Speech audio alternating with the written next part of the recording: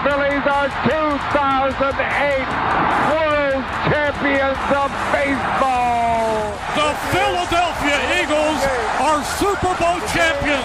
Eagles fans everywhere, this is for you.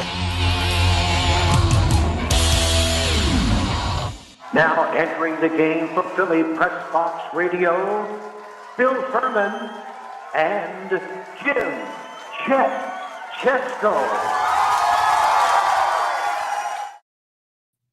Hey, good evening, everybody. Well, no Bill Furman tonight. It is Jim Chesko. Call me Chet. You know that. We have so much to talk about this evening on Philly Pressbox Radio Roundtable, brought to you by the Irish Rovers Station House in Langhorne, PA, and Allstate Insurance in Westchester, Pennsylvania. As for Bill, as many people know, he is down in Florida, Lakeland, Florida, and you know what's going on down there. Hurricane Ian making its presence felt across Florida. So, Bill is hunkering down, hoping to stay safe. I told him to stay safe, and we wish all our friends down in Florida will do the very same thing. He may check in with us at some point during the next hour. We shall see. But, yeah, our hearts do go out to everybody down there being impacted by this awful hurricane. Other than that, it's a great time of year, right, as far as the Eagles and Phillies sort of are concerned. The Phillies may finally get back into the postseason, although it's looking like they're going to take it right down to the final couple of games to make that happen. The Eagles looking real good through 3 games, maybe the best team in the NFC in the early going.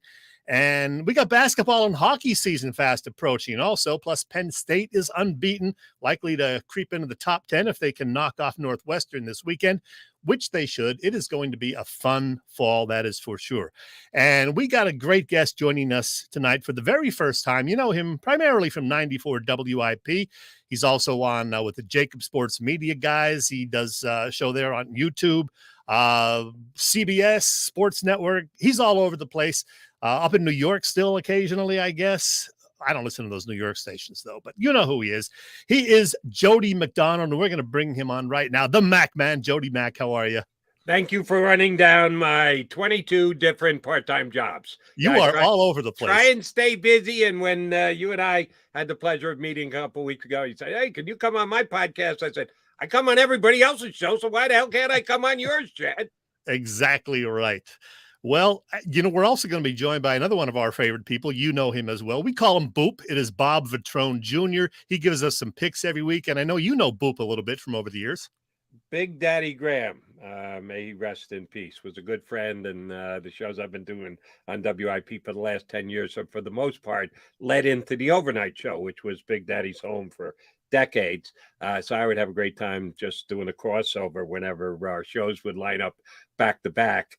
And he'd have Boop on all the time. And he'd usually have Boop on early because Big Daddy's on at 2 o'clock in the morning. So tough enough to get guests to do your show if it's at 2 o'clock rather than 4:30 or 5. So I would listen to Boop and Big Daddy on the way home, driving home from the station to get home. And that was always a more fun ride home. Not that Big Daddy wasn't fun every night, but when Boop was on, I paid even more attention.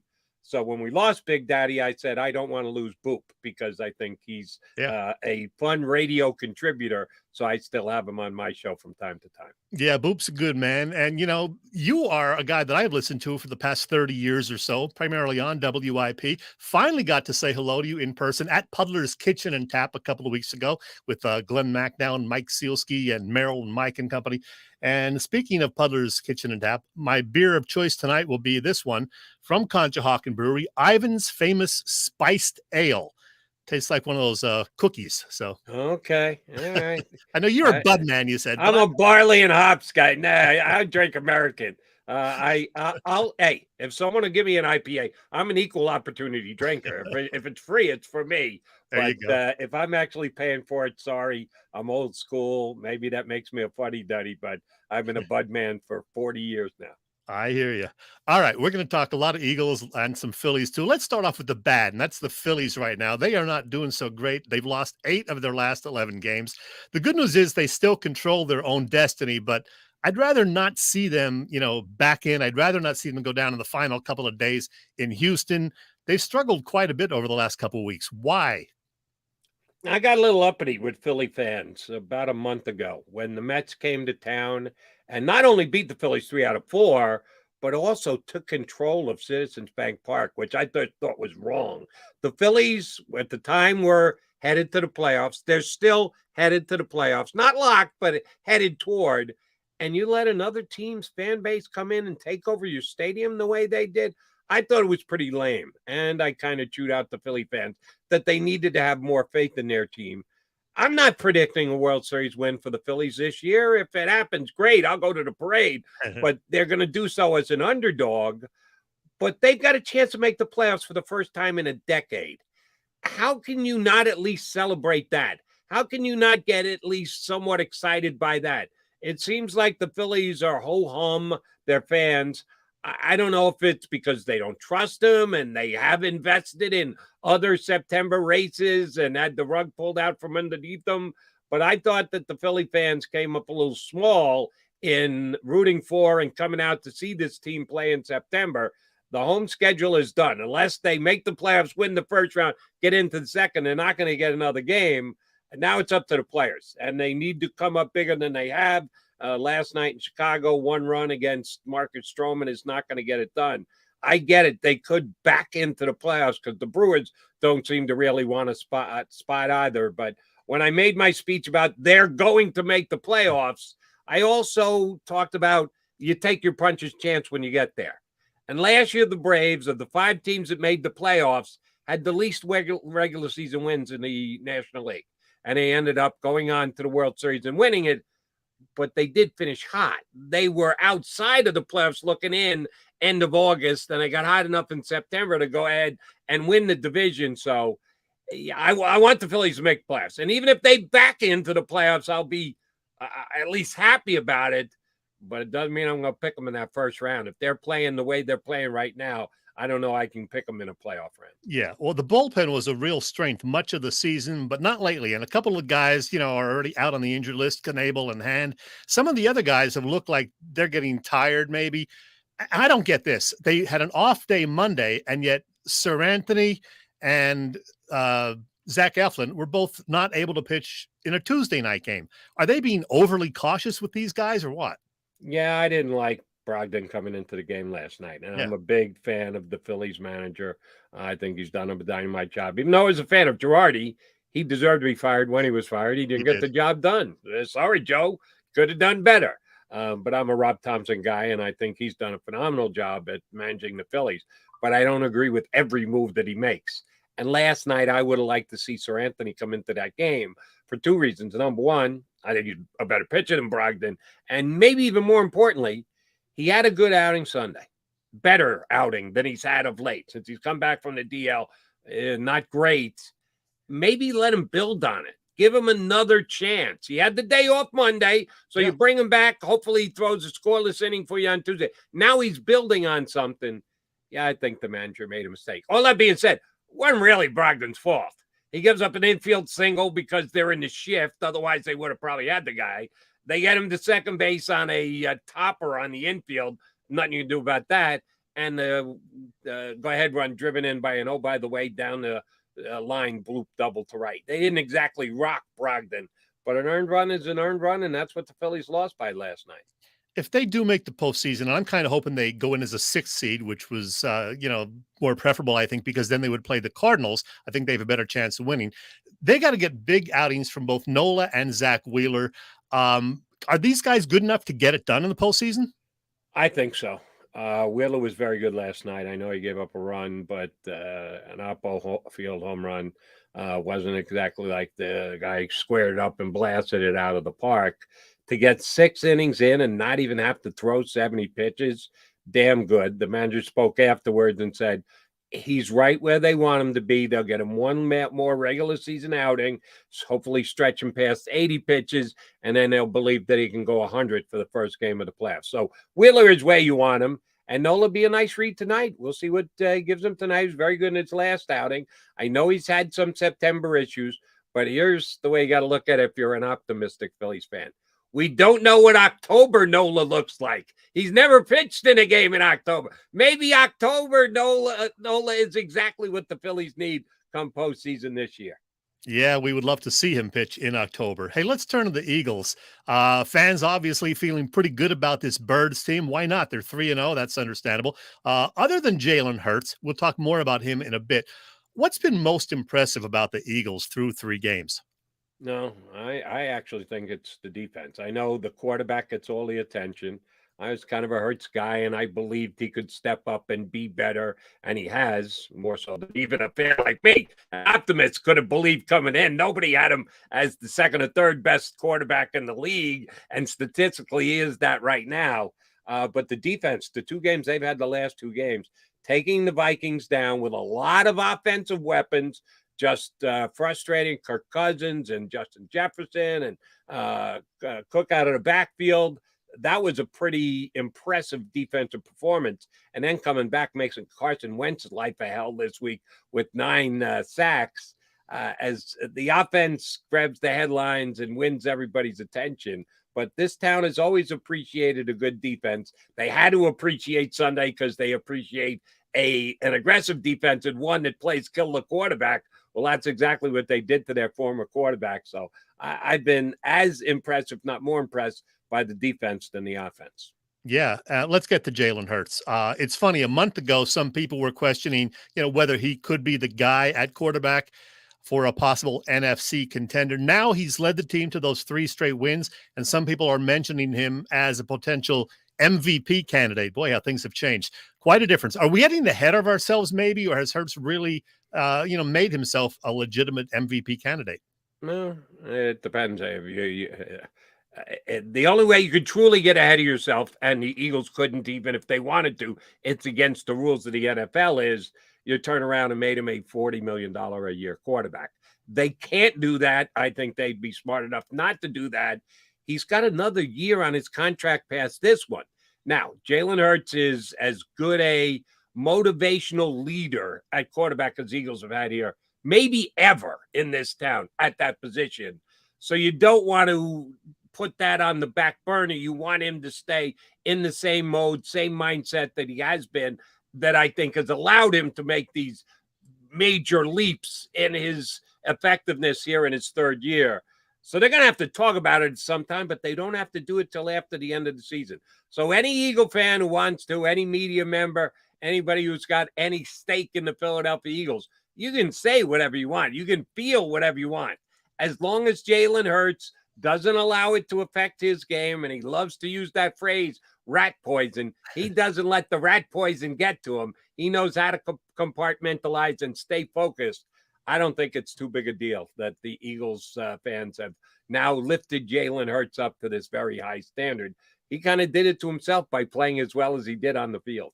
Another guy who's getting a lot of praise, of course, is the newcomer wide receiver, A.J. Brown. And one of the funny things I saw on the internet yesterday was this. Congrats to A.J. Brown on passing J.J. Arcega-Whiteside on the Eagles' all-time receiving. Oh! That is funny. That's a little sarcastic humor, which we can absolutely deal with when you're 3-0. What about A.J., though? He's been dynamite. And the fact that he already had an existing relationship to the quarterback probably hastened the deal. Howie Roseman, give him his due, is always on top of everything that's going on in the league. They do their due diligence and they know who's available. And when A.J. Brown shook out and the Titans were ready to move him, the Eagles not only were willing to get in there and get aggressive, they had the draft capital to do that. And that's why Howie Roseman's a very good general manager, because he always seems to be a step ahead of the game in having what it takes to be able to pull a big deal when necessary. And that's certainly what he did with A.J. Brown. And A.J. Brown has lived up to the somewhat high asking price of both what it took to acquire him and what it took to sign him, even though they were both on the high side. So far, so good, because A.J. Brown's been a top 5 wide receiver here in the first 3 games of the year. Jody, I recall hearing you on WIP just before the season started, making a prediction that Super Bowl 57 would feature the Eagles and the Miami Dolphins, who, oh, by the way, as you would say, happen to be the only 2 unbeaten teams in the league right now. Check this out. Look at that. The Eagles and the Dolphins right there. Hard to believe, Harry, but Are you getting some kind of inside information on the NFL? What's going on here, Jody? It was an educated guess. That's what we do here most of the time anyway, right? Chet is educated guesses. I'll tell you when I zeroed in on the Dolphins. I've been a Tua Tagovailoa fan since his freshman year at Alabama, and the Tua doubters annoy me as much as any other group of sports fans and or members of the media that are out there. I just think the kid's got the goods, and he's going to be a franchise quarterback, and he's in the exact same boat that Jalen Hurts is. Higher level, major step up, only 3 games, got to continue to do it. But so far, so great for both of those former Alabama quarterbacks.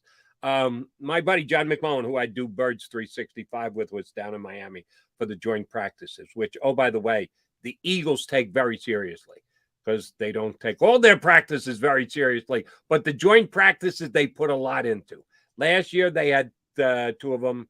And according to those who were there, like my partner John McMullen and the other Eagle beat guys we have on the show all the time, Eagles got the better of all 4 practices last year.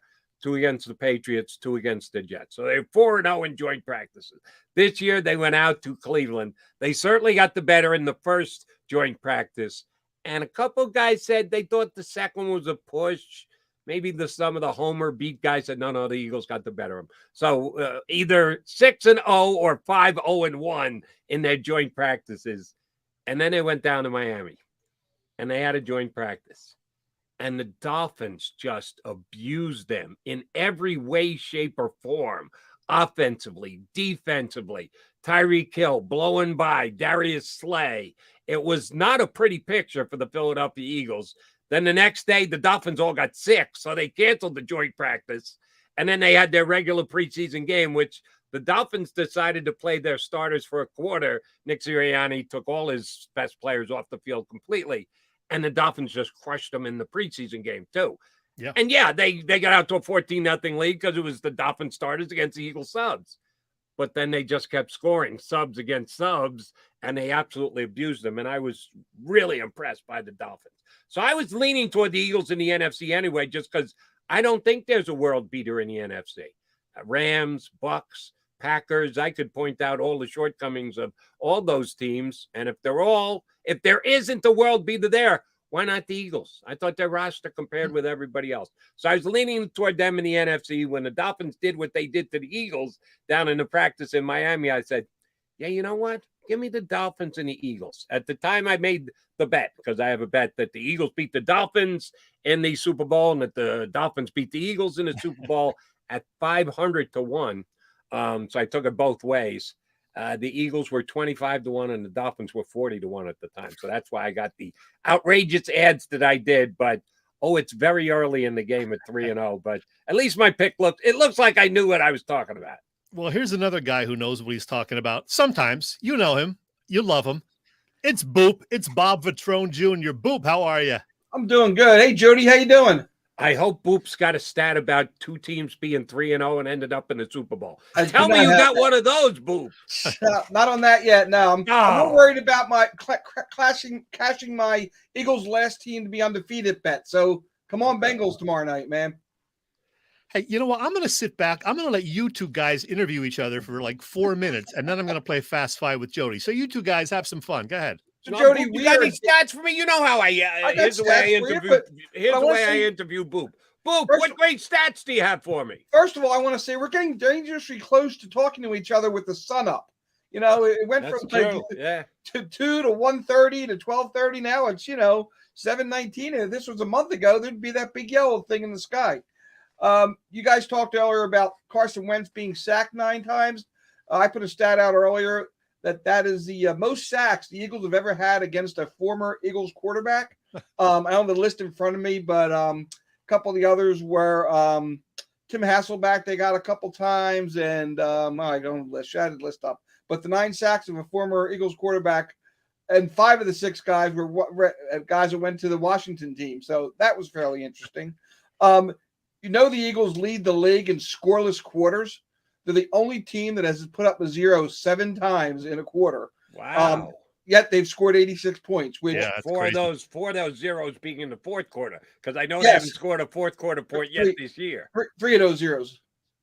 The 3-0. So But they're great in the first half. 24 points every first half. I right? know. Hard. There's consistency. So I don't know whether to be scared of that number, that they can score so quickly and not need it, or that they have time finding the pedals sometimes. But we'll see how it plays out as they get to later in the season. What was the other thing? I do have a list here of stuff. Anyhow, Doug Peterson, who's coming into town, obviously, is the 5th Philadelphia quarterback, head coach rather, to lead a team to lead a Philadelphia team to a title and then go coach somewhere else. Fred Shiro, Jack Ramsey, Dallas Green, and then the Frankfurt Yellow Jackets coach in 1926 went to coach the Cardinals after winning the title. So you don't see that too often. That one I never would have gotten, Boo. The Frankfurt Yellow Jackets. I just made it up, so that's why you wouldn't have gotten Good job. So, you mentioned the Eagles, and Jody made the good point about the defense, is that after week 1, everyone saw the 35 that Detroit put up and was worried about it, except that Detroit went and put 36 up the next week. Yep. And I think everybody said, okay, take a breath. The defense isn't that bad. And they've had 2 really strong games, especially late over the last 2 weeks. So I think Jody is right. When push comes to shove, the defense may end up being the difference maker in a lot more games than we thought of this year for the Eagles. Hey, who are the best teams in the NFL right now? I mean, obviously the Eagles at 3-0, Miami at 3-0. This is our buddy Paul Domowich's power rankings. He still has Buffalo number 1, even though they lost to Miami, and he's got the Rams up there because they're the defending Super Bowl champions. Who do you think are the legitimate contenders for the Super Bowl this year, guys? Jody? Well, my 2. I've got number 3 and number 4, the Eagles and the Dolphins. The Rams are legit in the NFC, and the Bills had a chance to beat. But see, that's why I feel as good as I do about the Dolphins. Bills get the chance. You get a butt punt by the Dolphins, which gives the Bills back the ball one more time, and they couldn't get into field goal range to win the game. That's a huge win for the Dolphins this week. Crazy finish. That doesn't eliminate Buffalo, but I think Dom's got a good list there. Certainly, he's got the top 4 teams. Maybe not in the right order. I wouldn't have them in the same order, but he's got the top 4 teams. Boop's a Chiefs fan, too. Did you know that? Oh, yeah. Oh, no, I've been talking. You mentioned you have the Eagles and Dolphins reversed on the Super Bowl outcome. I've got the same, obviously, with the Eagles and Chiefs, as I've had for like the last 12 years. So, the thing about the Buffalo is they've played a couple of really tough teams so far. Losing to the Rams is no shame. Losing to the Dolphins at this point is no shame. And because it's, like you said with the Braves last year in baseball, playing well at the end is going to matter because a lot of teams make the NFL more so than ever, playoffs more so than they had before last year. So, 3-0 is 3-0 and it always will be, but it's how you do the last 3 games. And there are 7-8 teams there. I think that Damo showed on top of his list that could be Super Bowl contenders, as we sit here in the end of September. Tom Brady's all the way down there at 7. I got a stat to tell you when I do my NFL picks later about Tom Brady that just floored me. So, there are 8-9 teams right there that are absolutely very well Super Bowl contenders at this point. Hey, Boop, I saw a stat today, and you probably can verify this. The Chiefs have been favored in their last 26 games. Can you believe that? I knew they had a long run. I remember reading that at some point last year, and I hadn't checked. It would have been because Pat Mahomes has never played a road playoff game, so he would have been favored all them, and he's been favored. So yeah, you're right. That is a heck of a long streak. Yeah, and they're favored by 2 over Brady and company this week. Yeah, I can guarantee you they did not cover all of them, and I had the diminishing bank account to prove it. Last week being the latest time that Boop took a hit back in his team. Well, that was a tough one. Hey, before we run out of time with you, Jody, I want to play this little game of Fast 5, all right? Sure. What we do here is I hit you with 5 questions. You give me 5 brief answers, as brief as you possibly can. So let's give it a shot. Number 1, Jody, will the Phillies land a big-name free agent offseason? Maybe a shortstop like Trey Turner or Xander Bogaerts? Possible, but not probable. I would say more like it's got to be yes or no. I would say more likely no. Number 2, give me a Philadelphia athlete or 2, any sport that you've really enjoyed watching the most over the last 30 or 40 years. 30 or 40. Wow. A lot of options. I'll go with one present. I think Embiid brings something that NBA centers just don't have. It's been a while since we've seen a dominant big man along his lines. Nikola Jokic, I know, has won a couple MVPs, but I don't really even think of him as a center. I do with Embiid. So I would say Embiid on the basketball side, football side, Deshaun Jackson, hockey side, Carter Hart. Can I cross my fingers and say Carter Hart? Because if it's not Carter Hart, we're going to look at a couple more bad hockey seasons coming our way. And who did I forget? Baseball. I'll go with John Kruk. I love watching Kruk on a nightly basis, and I used to love watching him play too. You mentioned Joel Embiid. We didn't have any time for Sixers talk, but with their offseason additions and the fact that we hear James Harden is in great shape, he looks good, will they finally advance past the second round? They might have a chance, and it might be because of Emi Udoka's wandering eye getting bounced as the Celtics head coach. I would have made them the favorite in the East coming into the year, but trying to put a understated, underready guy in as a head coach of a conference champion is risky business that Boston's got going. So I think that the only team that on paper is better than the Sixers in the East is Milwaukee. So that's where the rubber meets the road. If they can beat Milwaukee in the playoffs this year, they got a chance to go deep. Number 4, other than the ability to resurrect the Mac and Mac moniker, what's the best thing, the best part about being reunited with Glenn Mac now on occasional Sundays? Just the fact that I know exactly what he's going to say before he says it. We've done so many shows over the years. It was a long time we'd just do an occasional holiday show together, and now it's a little bit more regular. But I did so many shows with him for so many years. I can almost tell you where he's going to go before he goes there, and I'm sure he could say the same thing about me. And number 5, speaking of Mr. Mac now, his What We're Watching segment has been a listener favorite for years. You're part of that now occasionally. What is the best show or series or movie that you've watched recently, Jody? The sequel or prequel to Game of Thrones, House of Dragons, is very good on HBO. I think I told Glenn this a couple of weeks ago.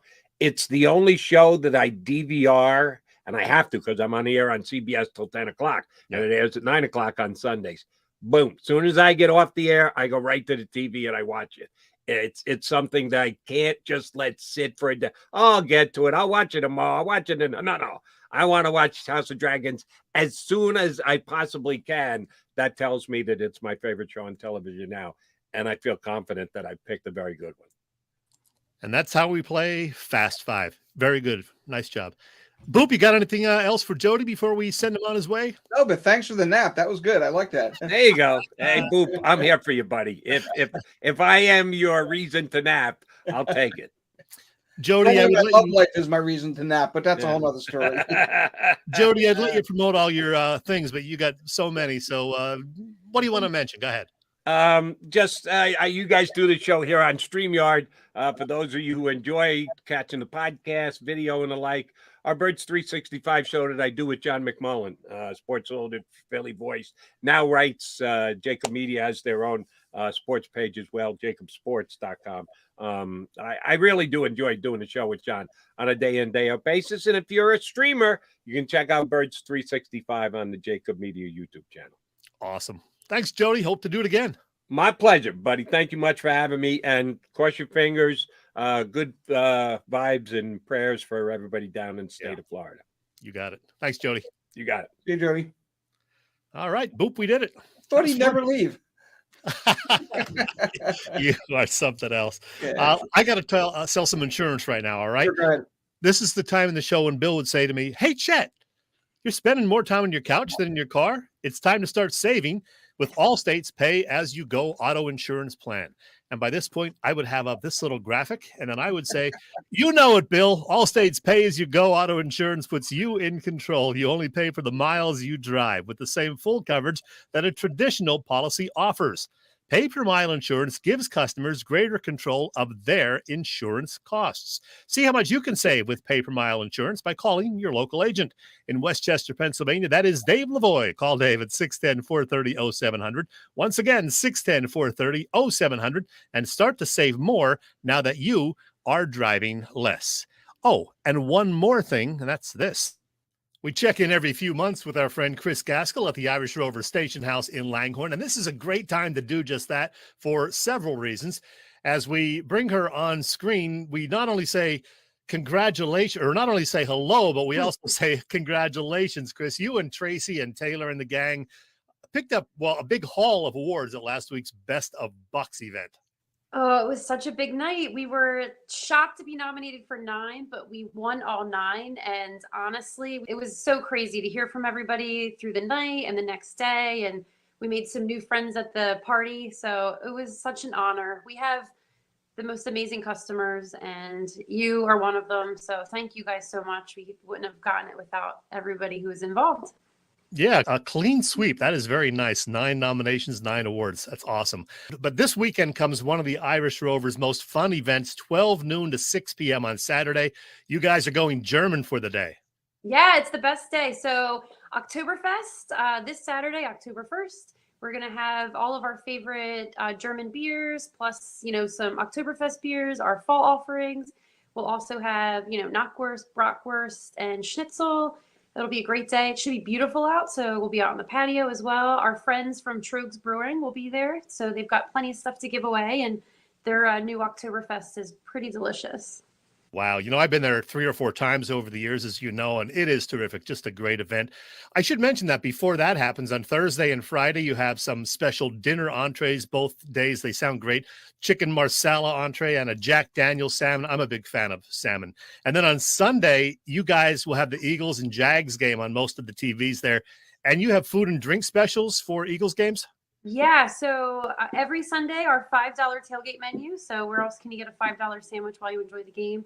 Plus, we'll have Miller Lite and Bud Light specials, our famous Rover mimosas, and there's usually some giveaways on Sundays. Awesome. Go Birds. The Irish Rover is on Bellevue Avenue in Langhorne. Check out their website, irishroverstationhouse.com. Thank you, Chris. Thank you so much.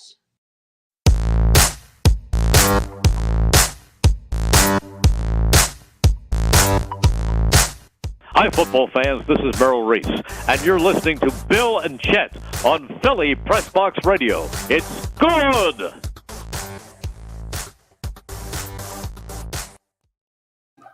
Always good to hear Merrill, isn't it? Oh, he's absolutely.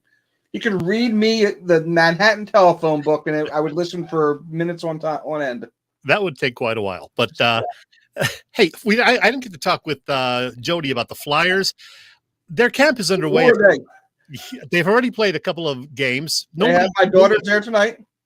Yeah, nobody new has gotten hurt, fortunately. But, we know they've lost Couturier already. Ryan Ellis probably going to miss the entire season. What a shame that is. I did hear John Tortorella on the radio today. I don't envy him, but what do you expect from him and what he's going to get out of this Flyers team this year? His first practice, a puck did not hit the ice. And that tells me a lot of things. First of all, he may have done that no matter how good they were going to be, but I think that's part of he needs to do more than get them to be playing hockey on that ice for 60 minutes. Well, he's got to get the team together. He's got to get the players to know conditioning and things like that. So I see that he sees the big picture, not just based on that practice, but based on some success he had. So I'm not expecting them to get to 45 wins or, 100 points or anything.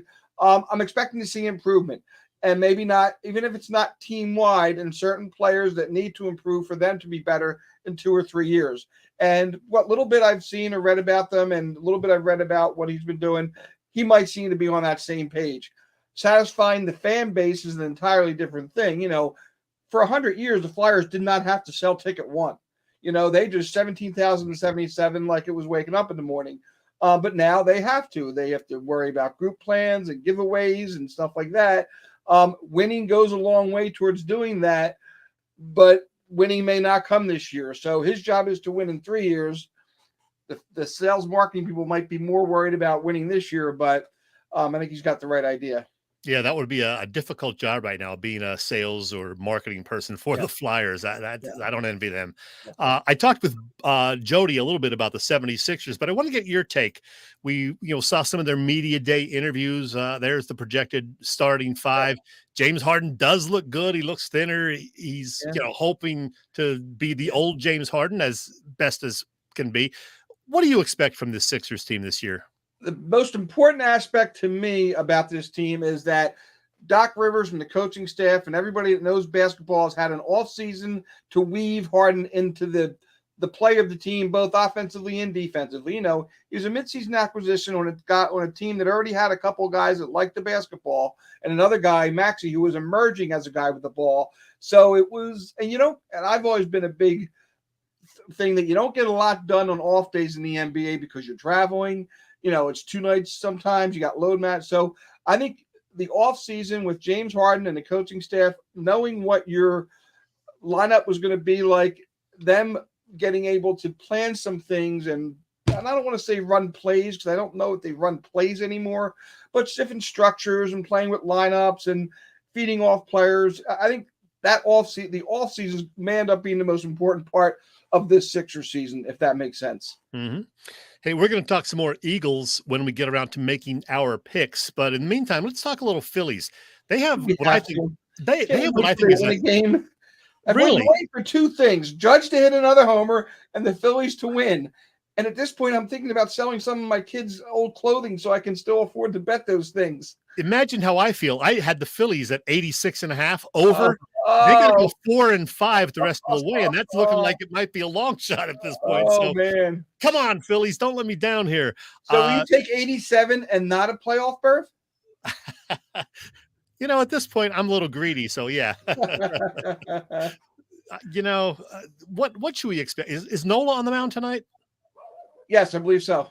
This is a huge game for the Phillies, in my opinion. They're coming off, the rough weekend. They're coming off another tough loss to the stinking Cubs, 0-4 against them.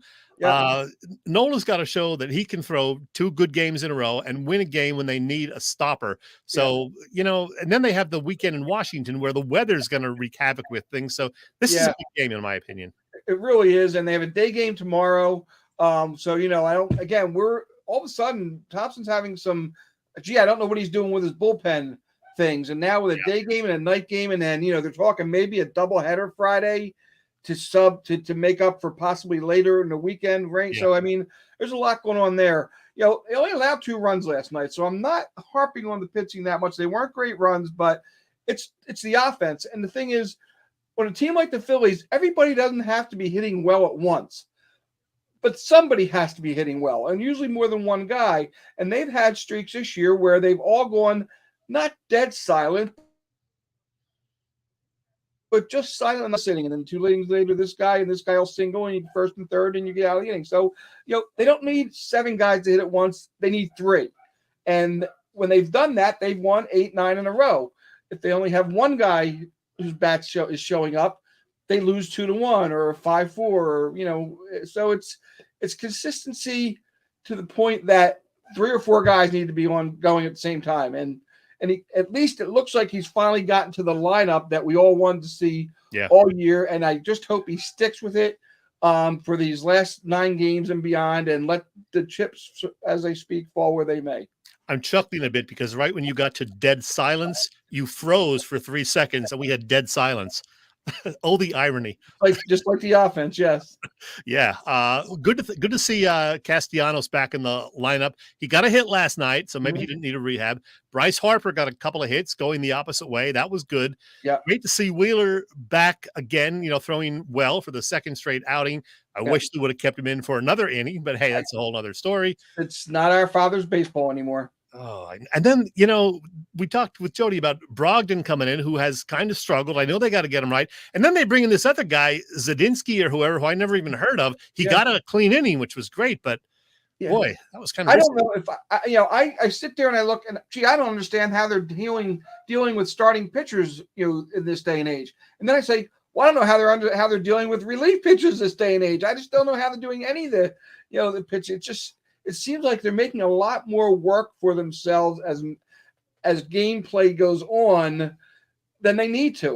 Your best pitcher pitches. Get him out there, let him pitch as long as he can, and lefty, righty. As my father used to say, whenever they would make these lefty, righty moves, you would think no left-handed batter in the history of baseball has ever gotten a hit off a left-handed pitcher. But overmanaging is the name of the game. And, when Rob Thompson first got here, he wasn't afraid to let pitchers go a couple of nights in a row. I kind of hinted at maybe he even pitch a guy 3 nights in a row out of the bullpen. But now they had the day off Monday. And as I said to Jody, he still didn't think Sir Anthony or Zach Eflin were able to go Tuesday night. I think they're babying these guys. They got to go with a sense of urgency right now. Absolutely. And they had it every Monday in September off. It's the first month I could find in the divisional era that they had every Monday of a month off. You'd almost want to schedule your relief pitchers with something like that, and then I think they kind of do, so that you don't go and you have a day off. Well, just assume you had a game and he didn't pitch, he's available. It's a mindset that I just don't get. And it might be the most difficult part of the game for old timers like you and I to understand now, other than the analytics and stuff. Handling these pitchers, the 3-batter rule doesn't help, because now your hands are tied, so it's almost like you're making the guy do more moves later in the inning so that he can change after the inning. It's not quite the baseball I grew up with. Well, not just for my 86.5 over bet. I need to see them win a few games here. I need to see a win tonight, hopefully tomorrow, and at least 3 out of 4 if they get those games in down in Washington, because I don't want it to go down to the last couple of days of the season against Houston. Yeah, and because they I think it was 2000 or 2001, and I think also 2005, they went to Houston to close the year and ended up losing 2 out of 3, while the Cubs or somebody was winning to knock them out of a wild card spot. I put this out there a little while ago because when I did it in the beginning of September, they won 5 games in a row, but they are the only one of Major League Baseball's teams that has never qualified as a wild card. So that's right. There you go. Let's do that this year. I do remember that. Hey, we're going to get to our picks in just a second, but I got to do a couple other things first right now, including this one. This is what we call random Chet Boop. All right. I'm scared. And sometimes it's about music. Sometimes it's about goofy candles. Often it's about beer, and that's the case again tonight. So what the heck? Since we have time, I'm going to mention that this is one of the 24 or so beer-related fake holidays during the course of the year. It is National Drink Beer Day, Boop. Who am I to, go against that? Today's beer of choice to Jody is this one. It is from Conshohocken Brewery, and it is Ivan's Spiced Ale. You get the Ivan's cookies at Acme. Well, this is a collaboration between Conshohocken Brewing and the Ivan's cookies that you know and love from Acme. It is an ale brewed with Ivan's famous spiced wafers, other spices, molasses, and lactose. 5.4% alcohol by volume, and the description on Untapped says it is a crispy, easy drinking brown ale that tastes like a spiced cookie in a glass. I can't disagree. Give it a try. It's Ivan's famous spiced ale. Yeah, I approve. And that's how we do it. What's its exit velocity is what I want to know. We'll find out shortly after 8 o'clock. You will, yes. Exactly what I was going with that. Yeah, I know. Bill at this point usually does the EOP promo. We do have lots of things to promote this week. Look at this lineup of shows on the Edge of Philly Sports Network. Wall-to-wall coverage. The network is continuing to grow. You can catch all the action also on www.eopsports.com, as well as Edge of Philly Sports on YouTube. You can also find our show on Philly Pressbox Radio, the website, and on the YouTube channel. Please help us out by hitting those subscribe, follow, and like buttons. And as always, share with your friends and family. And speaking of the Edge of Philly guys, they will be on the scene this Sunday at the South House. I've been there. Great little bar in Philly, 2535 South 13th Street. They're going to do a show pregame and postgame live on our network before and after the Eagles beat Doug Peterson and company, those Jacksonville Jaguars. I will not be there because I will be out of the country, believe it or not. That's a whole other thing. I'm not going to tell you all about it, but I will be away, so I cannot be there. But go see these guys in person. They are a great bunch of guys, and they'll be there for you. There are also beer specials for you. You can get buckets of beer and discounted beer. Just go there. South House this Sunday, Eagles Game Day Live on our Edge of Philly network. All right. Now, we're going to bring Boop back, and we are going to talk about our football picks for week 4. Boop, I hate to tell you this, but you are in last place. Okay. I don't believe you. I know. Until I see it in the newspaper, I don't believe it. We will investigate. Bill had a good week last week. He was, in fact, the only one of us to pick Green Bay to top Tampa Bay. Boop, you and I got that one wrong. Boop, you also took Arizona to beat the Rams. That didn't happen either. Sorry, pal. Bill went 3-1. I was 2-2, and the guy that we count on for his advice was just 1-3. That's you. Sorry. So for the season, 3 weeks in, Bill and I are now 7-5. Oh, did I mention that I'm the defending champion in our little pick competition? Can't hear you. Now you're frozen. I'm going to mention that every week until yes, you will. Yeah. All right, week 4, we have 4 games, 3 of them involving NFC East teams because we always focus on them. And then we're going to bring in another one too, Kansas City at Tampa Bay. And somewhere on my little semi-smartphone, I have Bill's picks. And again, we wish Bill the best down in Florida dealing with that nasty hurricane. But Bill did send me his picks, and let's see. Yeah, we got it. Okay. So I'm going to tell you that Bill takes, Tampa over Kansas City. Andy loses 2 in a row, or Brady. Well, he's taking Tampa to beat Andy and the Kansas City Chiefs. Who you got, Boop? I think I know. It looked like both teams were kind of looking ahead last week. Neither one really had their A game. So I guess the question is, who's got the better chance of rebounding quickly? The stat I was told you earlier I'm going to have is that while I was in New England in the home game following a home loss, Tom Brady was 22-3. Since he's been to Tampa, he's 2-3 in those games. Wow. He's already had a 3-game home losing streak in Tampa. If he loses Sunday, it'll be his second 3-game losing streak. This is Tampa Bay. This isn't New England. It's not Foxborough. It's Tom Brady, but it's not that Tom Brady. This is the Patrick Mahomes and the Andy Reid, probably at the prime of both of their careers, despite what you saw last week. I don't want to say this the way it's going to sound, but the Tom Brady magic might start to disappear when the Chiefs take him apart Sunday night.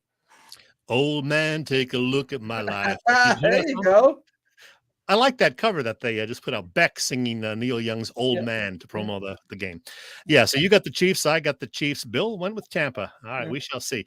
Next game is Bears at the New York Giants. Those stinking Giants, now 2-1, are favored by 3 points. And you would think this is an easy one. Bill says, the Giants will beat the Bears. They both stink, but he's going with the Giants because the Bears are worse. What do you got? The best player in the field is going to be Barkley, as he's going to be in a lot of their games, and he proved that on the other night, even though they lost. So I'm going to take them in any game where his play can offset the rest of what that team can or can't do. So Giants. We've all got the Giants here. I have them winning as well. Next up, Washington at Dallas. The Cowboys coming off that thrilling Monday night win over the Giants. Dallas favored by 3. Let's see what Bill says. I haven't even read this yet. He says, I don't know. Oh, no, wait. Dallas over the commies, as he says. Yes, Dallas over the commies. Both stink. Commies are worse. He likes that line. So he's got the Cowboys. I'm taking the Cowboys, too. What do you got? I don't know. I kind of like I'm seeing a lot of the road NFC East teams playing well in the few in-division games we've had so far. So I'm going to go with the visiting team there, Commodores, whoever they are. The Commodores 60 or 460, whatever it is. Lionel Richie will be at quarterback. There you go. Yeah, dancing on the ceiling. All night long. And finally, the Jaguars at the Philadelphia Eagles. Doug Peterson's triumphant return to Philadelphia. He says he's never actually looked at the statue outside. Yeah, do you believe that? Come on. That's what you're supposed to say, and he does, and that's fine. It's, but if you're sneaking by at 3 a.m. and you see a flashlight over there, who knows what it could be. All right, Eagles favored by 6.5. Bill says Eagles over the Jags in a close game. Doug Peterson will do a much better job offsetting the Eagles pass rush than Washington did. Screens and draws. Jags defense has been playing good ball. Good game here, but he likes the Eagles to win a close one, and so do I. I'm telling you right now, I have Philadelphia winning at 24-20. Wow. Here's the deal, and I'll say I've been on Jacksonville since we started this before the year. Yeah. They are better. They're getting better. They showed a lot of that this week. I'm glad this game is week 4 and not week 14, because I got a feeling Jacksonville's going to be getting good throughout the year. We saw that a lot with all of Doug Peterson's Eagles teams. So this is the right time to get them. Plus, coming off a big win that they had, there's going to be a little bit of a letdown because they have so many young guys. So I'm going the Eagles. I'm thinking it's going to be 30-21-ish, maybe. The defense, I'm seeing like a 30-10 game that with some prevent defense. Let's a couple more points at the end that we normally like to see. So 30-21. All right. You got them covering. Nice. I'll take that. And you got any tips, tidbits for this week's betting people? You know, I really never got around to betting so much so far. I was hoping like heck that the Phillies and Cubs are going to have one of their typical Wrigley weeks. I know it's cold out. It's not mid-April and 4 home run days, but I didn't expect 2-1 either. I mean, it's still Wrigley, so I'm kind of leaning towards at least over in tomorrow afternoon's Phillies Cubs games. And I'm also sticking, as I mentioned last week, with the defensive touchdown from the Eagles. They had a couple of chances last week with possible fumbles. I could just see the guys scooping it up and going in, and they didn't quite get there. So if you saw it last week, and I said about they having the most pick sixes in the league since week 11 last year, don't let that detest from maybe putting some money on the defensive touchdowns again this week. Interesting. All right. Anything else on the football front? No, like I said, the Eagles are trying to become the last undefeated team. I bet that, as you can tell here, I bet the Chiefs and the Eagles to do that. So I'm hoping that the Bengals lose this week. So the Dolphins will lose so I can cash that. But it's also, I think, the 5th or 6th time, and I put this on my Twitter feed, that that they would have been the last undefeated team. One of the ones was the 2004 Super Bowl team. So something to look forward to. And by the way, and I don't want to go 1-3 again because I don't think the Splits people will keep sponsoring me if I go 1-3, but Splits does sponsor my NFL picks each week. At least they do so far. But if I'm still in last place and the guy that's the defending champion keeps harping on it, that could come to a quick end. Yeah, pick up the pace, Boop, will you? Yeah. I saw a nice ad for Splits. They got some kind of beer specials or something. I guess they always have specials there. Yeah, they got a lot of stuff going on. They got a VIP room. They got virtual reality now. There are bowling lanes, I am told, somewhere nearby. Not that I've ever seen them. The ice cream place. So, there's a lot going on there. I ought to take a look around sometime other than where I sit. Yeah, you're always in that same. I've been there like 5 times. You're in the same seat all the time. Usually in the same clothes. I'm going to come down. I owe you a beer, so I will come down at some point. Don't bring that. Yeah, just bring me. Just don't bring me a beer. They have my beer. I'm fine with that. Yeah, I know. You get the non-fancy beers. Bring Chris from Irish Rover. That'll work. Oh, okay. Yeah, there you go. I'm going to tell you another thing about the Philly Sports Trips people, because they got a lot going on. I mean, I don't know if you saw the game. Of course you saw the game. The majority of fans down in FedEx Field last Sunday were Eagles fans. And a very large number of them, 15 or 16 buses worth, got down there via Philly Sports Trips. Yeah, really. You're seeing the schedule right here for the road games. They have great trips to Arizona, Dallas, all the road games. And they're also hosting tailgate parties before all Birds home games, including the one this Sunday before the Birds welcoming Doug Peterson back to town. That's not the one that's listed there, of course, because this Sunday is October 2nd. Also available for your consideration, an October Flyers hockey trip to Nashville, Music City. That is October 22nd through the 25th. The Eagles off that weekend, if you're wondering. And you can even book Phillies 2023 spring training trips now. Get all the details on their website, phillysportstrips.com. And Bill, at this point, usually would tell you about the Raz Room. And let's see if I can find that fancy logo. Raz Room. Boy, somebody should put these alphabetically. That would make things so much easier. Anyway, the Raz Room has great sports memorabilia on their Facebook page. People can take a chance on winning something they may not be able to afford or have access to. All items come with certificates of authenticity. They've continued to run out greater odds of you winning. Who doesn't like to win? Check out their Facebook page. I never saw this script before, as you can tell. Like it or follow it. It is PPCC118 Raz Room. That is right, PPCC118 Raz Room on Facebook. Hey, Boop, I'm sure you know this. They are not going to have an actual Pro Bowl game anymore. What do you make of that? Are you upset?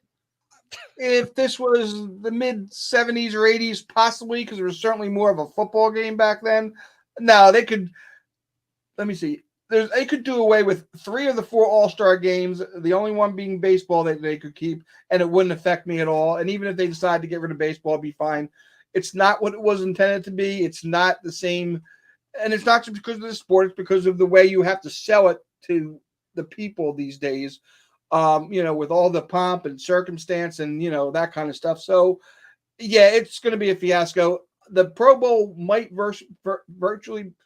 possibly be the first of 4 All-Star games to die for the simple reason that they are the most taxed athletes, and it's the only one at the end of the year. So it could, this might be flag football. That's the first step. That's where football sports go to die, flag football.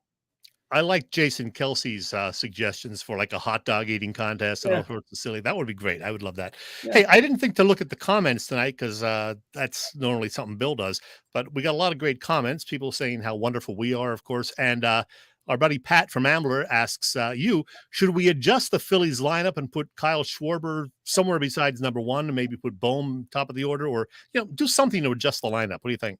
I'm not against that. My only concern is Schwarber's been one of the few guys that's been doing it for you all year, so I would do it with his blessing.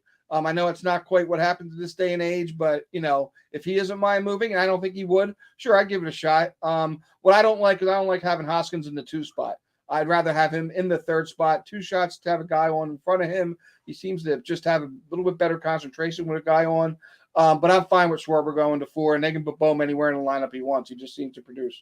I hear you. We got some people watching and listening from Florida. Again, we wish them all the best down there. Our buddy Joe's down there. Comment that means something good, So. Yeah, that's good that they're, they still have power and that their homes are still standing. So hang in there, guys. Yep. This will pass. This will pass. Yeah. What else? Our buddy PJ checks in, says they need to hit as well and score more than. Yeah, that would be nice. Yeah. We would love to see them getting the bats going a little better. There have been 1-0 games at Wrigley. I went and checked today. I just don't think they've been in the last 50 years. Yeah. And PJ also likes the Jags or likes the Eagles to beat the Jags 27-17. Okay. Hey, I know you're not a big college football guy, but Penn State's favored by 26.5 points over Northwestern. That is a huge line for a Penn State Northwestern game. Yeah, they had a huge line against Central Michigan last week, so much so that when I went on about an hour before the game, they didn't even have a money line, and I didn't want to bet the points. And they struggled for a little bit, if I'm not mistaken, right? It was 14-14 for a little while. Yeah, I think so. Yeah, so but the little bit I watched them earlier in the year, they've got some apps, and they're going to be fine. It's going to be interesting to see how the Big Ten plays out as we go down, who loses to who when, which is the biggest thing in college football now, because a loss in September is not the same as a loss in November. And the schedule makers have as much power right now in college football's national championship drive as anybody. Hey, last thing, Boop. We got the early list of Hall of Fame nominees from pro football for 2023. And there's a bunch of former Eagles on there, including all of these guys listed here, like Randall and Donovan and Brian Westbrook, B. Mitchell, Eric Allen, who I think should be in there. Any names stand out of guys who you think should definitely be in there? For me, I'll tell you right now, it is Eric Allen and Seth Joyner. I think they are both Hall of Famers. Seth, absolutely. I'm a big Eric Allen fan. I was surprised to see he wasn't in the Hall of Fame. He just Ruben Frank mentioned mentioned the other day about Slay's play. He had an Eric Allen game, and I thought that's exactly what that was. He was like Bugs Bunny playing baseball. The other thing, and I had to look this up today, Gary Henderson, he had a year where he did not miss a field goal or an extra point. Together, he was 64 for 64. That season alone, I think he had it for Minnesota. That season alone should get you into the Hall of Fame. But wasn't that the season he also missed one in the postseason? I'm not going to go there right now. It spoils the argument. And I'm not going to tell you who I bet in that game either. Oh, thanks. Boop, anything else? We got about 30 seconds. No, just again, wishing the people well in Florida, and then 1A, wishing the people out in Chicago that they hope they get the wind to help them hit the ball, and Florida people don't get the wind to help them get on with life. Yeah. Hang in there, Bill Furman, wherever you are. Yep, We will get through this. Hang in there. All right, Boop, thank you for joining us tonight. We thank Jody McDonald. Also, great to have Jody on for the first time. Yep. We are wrapping things up here, and we'll be back next week. Tonight's show, of course, sponsored by Bob Sullivan's LikeYourAge.com, the Irish Rover Station House, the PPCC 118 Raz Room, and Dave Lavoie of Allstate Insurance in Westchester. For Boop, for Jody, for Bill Furman, it's Chet. We hope you enjoyed the show, and will join us again on Philly Pressbox Radio next Wednesday at 7 p.m. I don't know who's going to be on, but somebody will be, and it's going to be great. And with that, we say good night, everybody. Happy trails to you till we meet again.